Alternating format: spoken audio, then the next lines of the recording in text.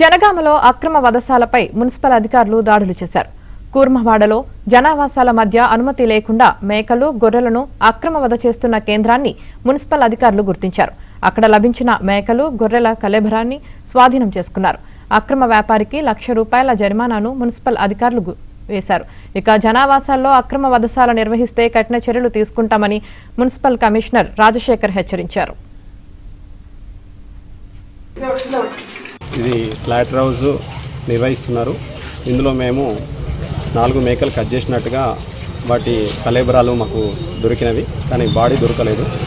ఒక బాడీని మేము తీసుకోవడం జరిగింది. మిగతా వాటి స్కిన్ వంటివి ఒక 4 వరకు మేము గుర్తించడం జరిగింది. ఇందులో 40 మేకలు ఉన్నవి, అవి ఇంకా కట్ చేయలేదు, అది రాలేదు. వాటిని కూడా మేము వాళ్ళు రైతుల దగ్గర నుంచి తెచ్చుకుంటున్నామని చెప్తున్నారు.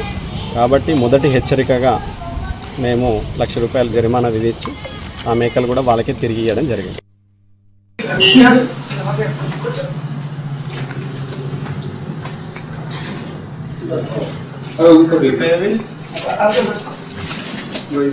కింద